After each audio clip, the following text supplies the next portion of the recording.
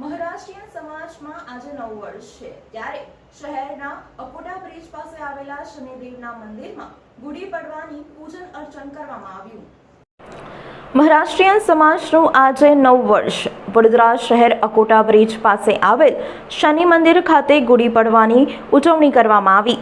આજે વિક્રમ સંવત 2080 ને ચૈત્ર સુદ એકમ છે। હિન્દુઓનું નવું વર્ષ છે। સાથે જ ચૈત્ર માસના પ્રારંભથી 9 દિવસ માતાજીની પૂજા ભક્તિના પવિત્ર દિવસ ગણવામાં આવે છે। સાથે આજે મહારાષ્ટ્રીયન સમાજનું નવું વર્ષ એટલે કે ગુડી પડવાની ઉજવણી વડોદરા શહેર અકોટા બ્રિજ પાસે આવેલા શનિ મંદિર ખાતે પણ ગુડી પડવાની પૂજા અર્ચના કરવામાં આવી હતી।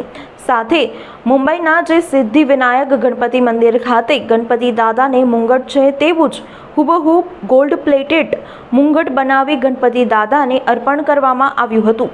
સાથે જ પૂર્વ નગરસેવક અશોકભાઈ પવારના પરિવાર દ્વારા મંદિરના પ્રાંગણમાં ગુડી પડવાની પૂજા અર્ચના કરવામાં આવી હતી અને વડોદરા શહેરમાં વસતા તમામ મહારાષ્ટ્રીયન સમાજના લોકોને શુભેચ્છા પાઠવવામાં આવી હતી।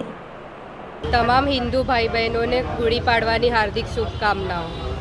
ભગવાન શ્રી રામ 14 વર્ષ વનવાસ કરીને અયોધ્યા પાછા આવેલા એની ખુશીમાં ગુડી પાડવો ઉજવવામાં આવે છે અને આજે શનિ મંદિર વડોદરા ખાતે આપણે ગુડી પાડવાની પૂજા કરવામાં આવી છે। અવસ્થા દરેક હિન્દુઓને ગુડી પડવાની ખૂબ ખૂબ શુભેચ્છા પાઠવું છું। ગુડી પડવા એટલે રામ ભગવાન જે 14 વર્ષ વનવાસ બેઠીને પાછા અયોધ્યા આવ્યા ત્યારે એમને વેલકમ કરવા માટે બધાએ ઘરે ગુડી લગાવી દીધેલી અને એમને વેલકમ કરેલું। એ આ દિવસ એટલે ગુડી પડવાની બધાને મારા તરફથી ખૂબ ખૂબ શુભેચ્છા।